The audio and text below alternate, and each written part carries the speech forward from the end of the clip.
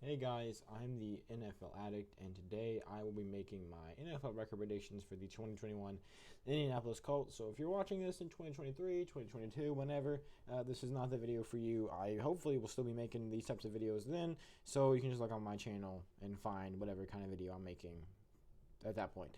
But the Colts, let's go ahead and get started. Make sure you like and subscribe and do all that stuff. The Colts are a team that really is, it's all going to basically it's going to go off of what Carson Wentz, how good Carson Wentz is, how good they are.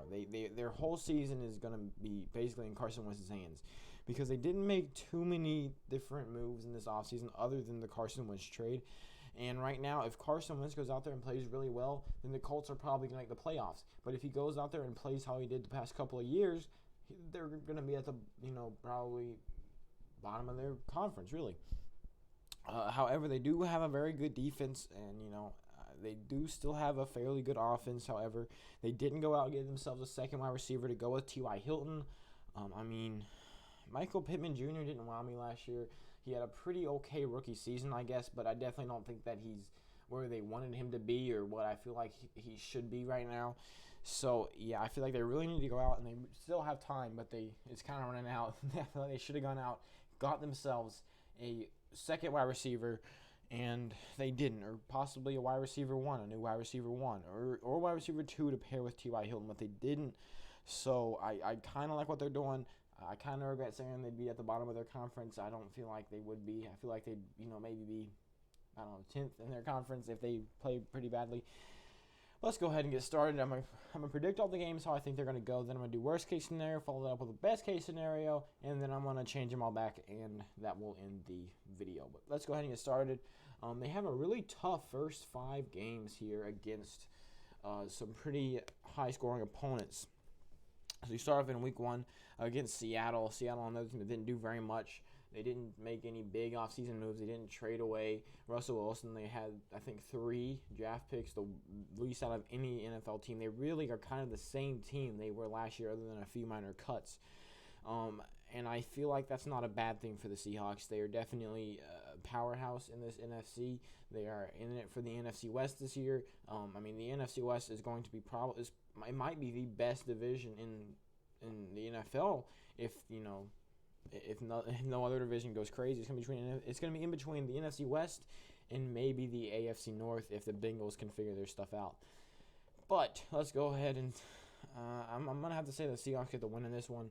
I just feel like they're just like a tier above the Colts. I don't like that matchup between the Colts offense and the Seahawks defense. I think that'll be a pretty easy win here. Not easy, but it's easy for me to pick the Seahawks. It might not be easy for them to win, but it's going to be easy for me to pick the Seahawks over the Colts. And then another tough game in week 2 against the second NFC West opponents. Anytime you're going up against an NFC West opponent, you can expect this to be a good game or a tough game if you're a bad team. And any NFC West game is going to be insane. I'm very excited for this NFC West next year. That being said, this Rams team is also probably in it for the NFC West. They upgraded a QB. They got themselves a Sean Jackson. They got themselves a couple other additions. They had a pretty good offseason for that offense, and that defense was kind of what carried them through some games last year. They managed to win a playoff game, and now they're looking like a team that can win a couple, and I'm going to have to give the Rams the win here. Again, that Indianapolis Colts offense, I feel like Carson Wentz is going to be kind of in between 2017 and last year.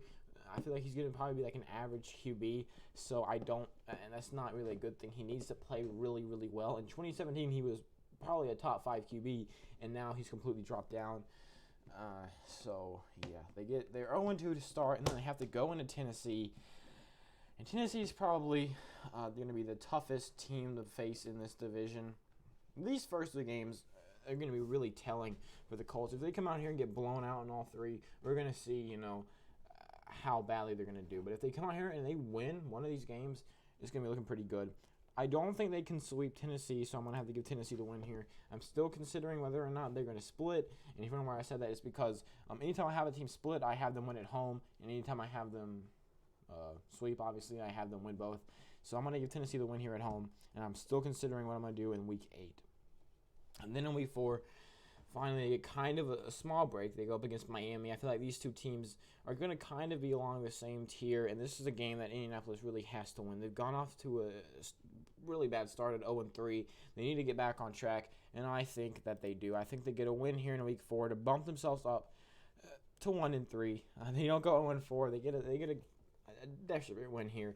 A tough start, but really a tough schedule all around. It's going to be really hard for the Colts to make the playoffs this year. But, I mean, if they go out there, if Carson Wentz plays really well, this team could definitely make the playoffs. It's just that their schedule is completely against them this year. Other than, the Jags games, the Jets game. I'm getting ahead of myself. I need to wait until I actually get up there. Now they go up against Baltimore. And, Baltimore didn't really get themselves another wide receiver like they wanted to in the offseason, but they did manage to get one in the draft. So I do like this Ravens offense. It's a Monday game, and I'm going to have to give this one to Baltimore. I'm sorry. This is definitely a game that they definitely could win, and I feel like they would win in best case scenario. So when I go to best case scenario, you better be happy, Indianapolis fans. Now, finally, they had a really tough first 5 games. They've gone 1-4, but now they're looking like, all right, we're looking like we can get back on track. We have some tough games against Tennessee, Buffalo, San Francisco, Tampa Bay. I mean, but they can definitely get back into things in this last half of the season, or really this last 12 games of the season. So they definitely have a chance.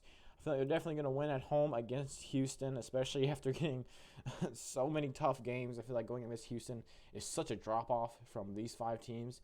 So they get another win. Now they go into San Francisco, already facing their 3rd NFC West team.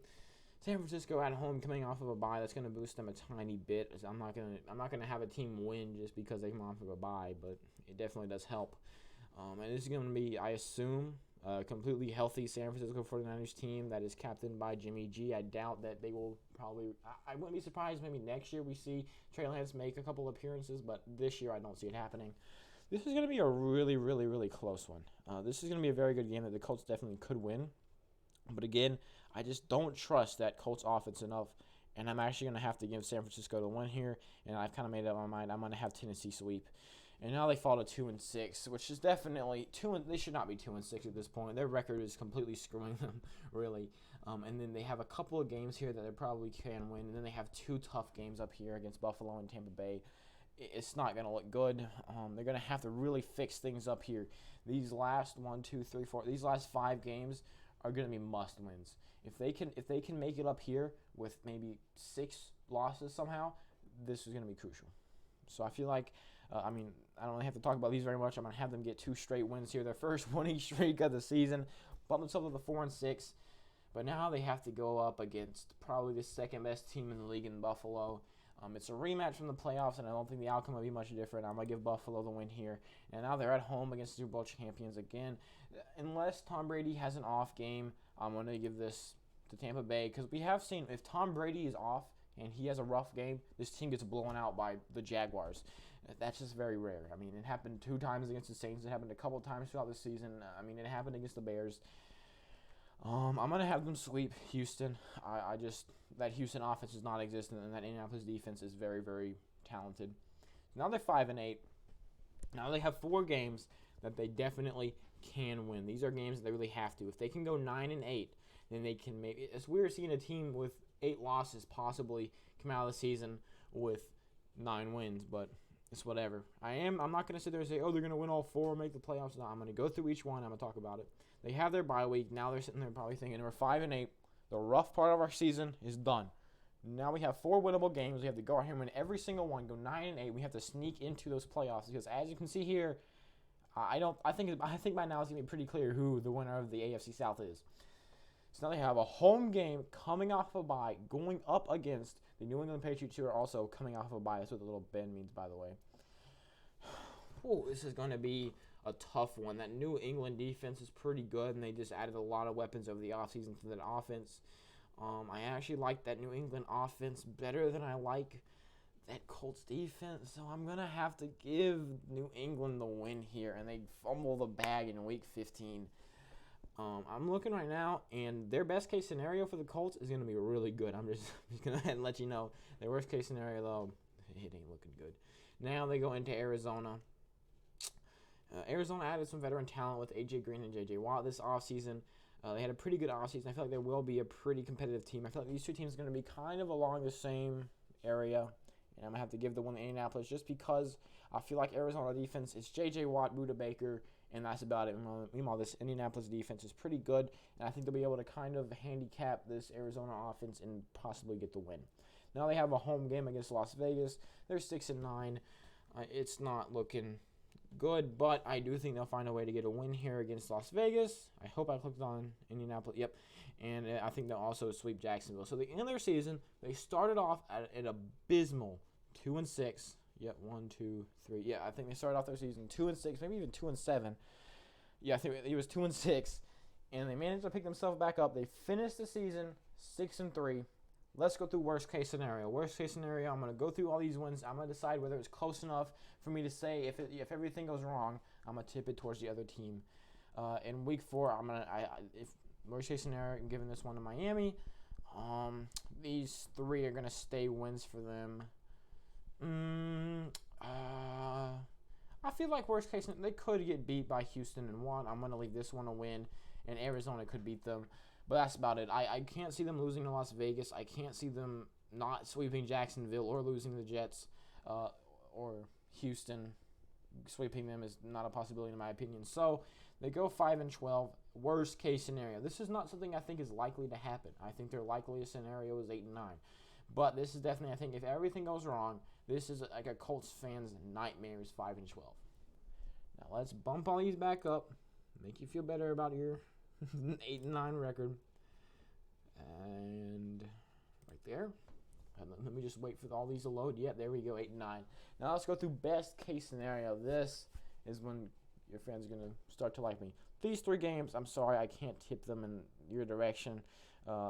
These 2 teams are just so good, and I can't see you sweeping Tennessee. So, no matter what, you're going to start off 1-3.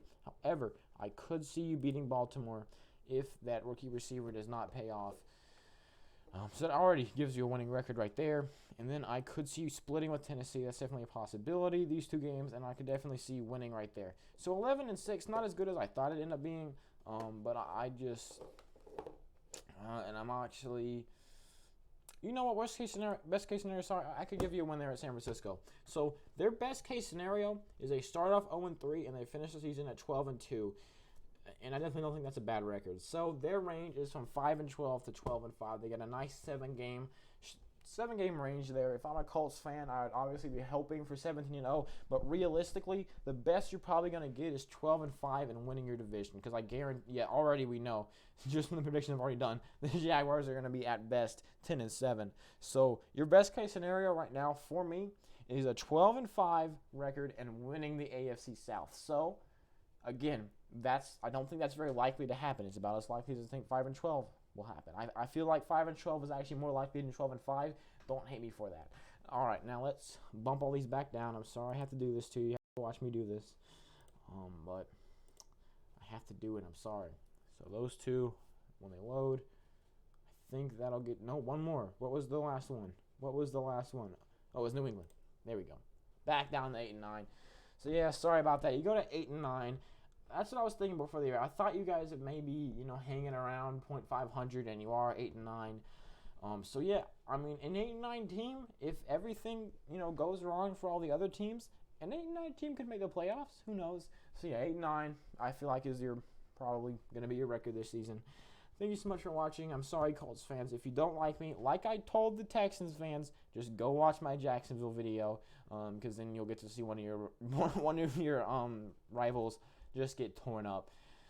That's what I always do with my videos. If I have a team doing pretty kind of bad, I was like, hey, just go watch the worst team in your division. Like for the AFC North, I said Bengals, and for this division, AFC South, I said Jaguars, and it's going to be Jets. There's always that one outlier I can just point to. Thank you so much for watching. I hope to see you in my next video where I will be predicting the Jaguars. So if you're a Colts fan, maybe you'll be into that. Thank you so much for watching. I don't get what's up with down here, but hopefully it recorded. Goodbye.